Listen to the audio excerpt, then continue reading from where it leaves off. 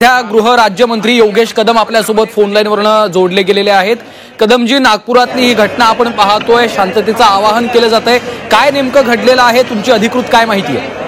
नाही, अजूनपर्यंत नेमकं कारण हे कळू शकलेलं नाहीये। सध्या पोलीस विभागांना आपण क्राऊड कंट्रोल करण्याच्या आणि जे काही शांततेच्यासाठी ज्या उपाययोजना करायच्या आहेत त्या करण्यासाठी आपण सूचना केलेल्या आहेत।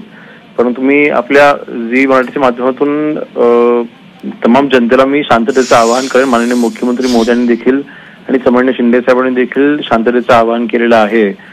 आज सूचना इतक्या देखील दिलेल्या आहेत की अशा वेळेस गर्दीमधनं येऊन काही अर्बन नक्षलाईट जाणून बुजून तिथे वातावरण खराब करायचा देखील प्रयत्न करत असतात। तशा गोष्टी घडू नये ह्याच्या देखील दक्षता घेण्याकरता पोलिसांना सूचना आम्ही केलेल्या आहेत। मात्र कदमजी, या दगडफेक दोन गटामध्ये जी दगडफेक झाली त्या दगडफेकीत काही पोलीस देखील जखमी झाल्याची माहिती आहे, त्या माहितीमध्ये कितपत तथ्य आहे आणि काय सध्याची परिस्थिती आहे? पोलिसांवरती दगडफेक झाली ही गोष्ट खरी आहे। नेमके किती पोलीस जखमी आहेत, त्यांची सद्यस्थिती काय आहे, थोड्या वेळाने ती माहिती माझ्यापर्यंत येईल। परंतु आपल्या मार्फत मी जनतेला शांततेचं आवाहन करेन, कारण आपल्याकडे आताच रमजान महिना देखील चालू आहे। 2 दिवसापूर्वी होळीचा सण देखील अतिशय उत्साहामध्ये महाराष्ट्रामध्ये साजरा झाला, कुठेच गाळगोट लागला नाही आणि नागपूरमध्ये नेहमी शांतता प्रस्थापित राहिलेली आहे।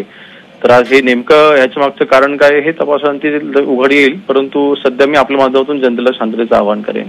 कदमजी, तुमचं काही बोलणं झालंय का? कारण जाळपोळ मोठ्या प्रमाणात झालेली दिसतेय, दगडफेक झालेली आहे, दोन्ही बाजूने 2 गटात हा सगळा वाद झालेला आहे। तुमची अधिकृत माहिती या संदर्भात कोणाशी काही बोलणं झालंय? नाही, सध्या सीपीन पासून सगळे आता तिथे ग्राउंडवरती आहेत, त्यामुळे थोड्याच वेळाने ती माहिती माझ्यापर्यंत येईल। निश्चितच योगेश कदमजी, तिथे जाळपोळ चालू थांबणे ह्याच्यावरती आमचं प्राधान्य आहे। निश्चितच धन्यवाद, तुम्ही झी 24 तासशी बातचीत केली त्यासाठी।